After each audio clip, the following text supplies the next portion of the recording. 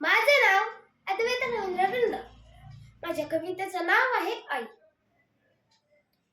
आज म्हणलं स्वतःला जावं विचारावं, आईसाठी आपण काय करतो आढावा घ्यावा. आपण पहाटे उठलोय आणि आई दुपारी, असं कधी घडलंय? आपण पहाटे उठलोय आणि आई दुपारी, असं कधी घडलंय? आपण जेवायच्या आधी आईचं ताट आपण कधी वाढलंय? तुम्ही घरी येताना आईसाठी कधी काय आणता? की तुम्ही घरी येताना आईसाठी कधी काय आणता? बरं तुम्हीच सांगा, तुमच्या स्वतःच्या आईचा फेवरेट कलर कोणता? आईला हवे ते मिळू दे अशी प्रार्थना कधी केली आहे? देवा, आईला हवे ते मिळू दे अशी प्रार्थना कधी केली आहे? आई करते, आपण नाही करत. तिच्या बर्थडेची पार्टी तिच्या मैत्रिणींना बोलवून देतो, हे सगळं ती करते बर का.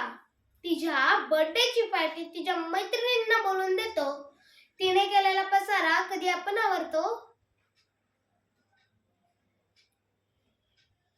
तरीही बाळाला कुणी बोललं की तिचं मन येतं भरून?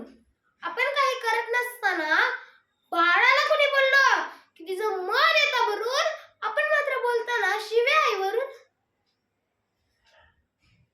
तरीही बाळासाठी ती सतत हात पसरते, नशिबापुढे, देवापुढे, दैवापुढे माझ्या बाळाचं भलं होऊ दे, सतत हात पसरते, पण स्वतःची मात्र दुपारची बीपीची गोळी विसरते.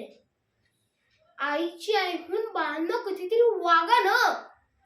आईची आईहून बाळांना कधीतरी वागा ना. तिचा खरबडीत हात हातात घेऊन एकदा बघा ना. कितीही करते तुम्हाला तुम्ही झेप कमी पडते. खूप उंचावर गेलो आपण, तरीही कितीही करते तुम्हाला तुम्ही झेप कमी पडते. आईने कडेवर घेतल्यावरच आपली उंची वाढते.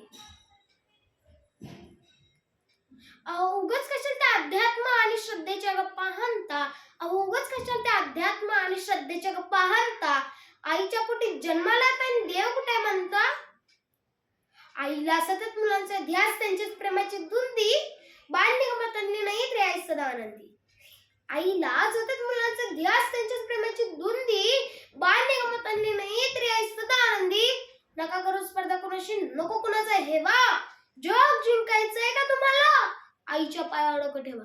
नका करू स्पर्धा कोणाशी, नको कोणाचा हेवा, जग जिंकायचंय का तुम्हाला? आईच्या पायावर डोकं ठेवा. थँक्यू.